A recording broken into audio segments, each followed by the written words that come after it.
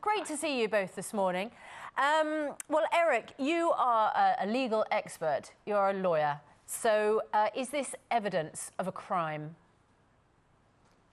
There is definitely evidence of a crime.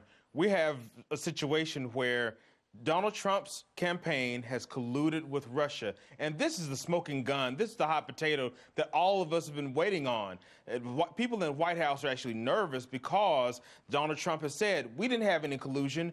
We had no contact with the Russians. And now his son we have clear evidence that his son did. And then his son, the most important thing was his son said, hey, my dad didn't have anything to do with it. My dad didn't know. And if you believe that, I can sell you stock on the Brooklyn Bridge. Where it gets a little bit messier, Eric, is the lawyer who went for the meeting ends up not revealing anything interesting, having promised to reveal collusion, apparent collusion, between Hillary Clinton and the Kremlin. So I'm trying to wrestle with the reality of what happened in this meeting with this weird lawyer who wanted to claim collusion with Hillary Clinton and the Kremlin, who now turns out to have landed Donald Trump Jr. in it for collusion between Donald Trump Jr. and the Kremlin and collusion. I think you're ending up a little confused. Is he muddying waters, Eric? What you just said was very important. He claimed that he had information from the Russian government, which showed that Donald Trump Jr. was willing to talk to the Russian government and collude with them in reference to winning this election. That is very crucial because we have laws against anyone in the United States working with a foreign government that is considered an enemy to do something within the United States, especially with our elections. That is what he agreed to do. And I don't know if nothing was revealed. Of course, Donald Trump Jr. saying nothing was revealed. Now that we know these emails exist, now that we know that the meeting occurred, because he has to come out and say something. We call it in law, admit what you must, deny what you can, and that's what he's doing, Piers. I get it. Alex, let's bring Alex in. I suppose my point is really that it seems a bit sort of almost farcical, although there's a very serious tinge to this, and it clearly is a serious development, because it does appear to show some form of collusion. But the collusion is to apparently have a meeting to establish whether there was collusion between Hillary Clinton and the Kremlin. So it's all quite messy, isn't it? It is messy. I'm not going to accuse the Clintons of colluding with the Russians, and I'm certainly not going to say that the Trumps were colluding, as you might say, with the Russians.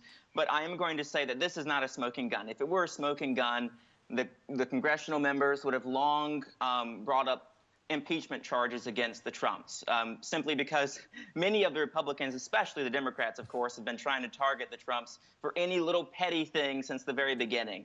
And so I think that's far-fetched. And there's very little evidence to suggest that Donald Trump Jr. or even President Trump were working together with the Kremlin to try to get him elected. Well, except Alex, let's just read exactly what this guy said, which Donald Trump Jr. is acting on, right? It basically says the documents would incriminate Hillary and her dealings with Russia and would be very useful to your father. There's no evidence that any of that's true, and she didn't reveal any evidence of it. This is high-level sensitive, but is part of Russia and its government support for Mr. Trump. Just on the face of that sentence alone, if that is true, then that's very damaging, isn't it?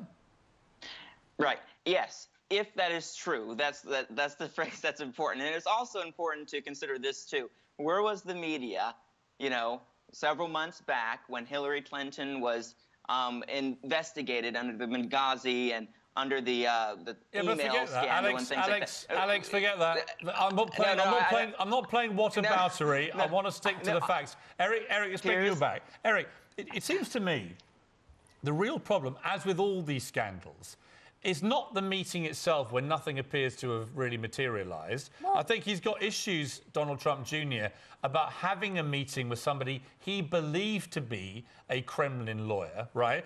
However, the real problem seems to be he hasn't admitted having this meeting until now, and he only admitted it and put his emails out when the New York Times alerted him that they were going to put the emails out. Right, and that's the major point, Piers. We have laws in the United States called conspiracy laws. even if nothing was revealed, but you were going to do something, you were planning to do something and willing to do it, that is conspiracy to commit a crime. In this instance, Donald Trump Jr., he said multiple times, you can Google him saying there was never a meeting, there was never Russian collusion, there were never attempts for Russian collusion, and they had the smoking gun on him. And then, of course, now he came out and said, oh, yeah, this meeting happened and nothing happened. Of course he's going to say that.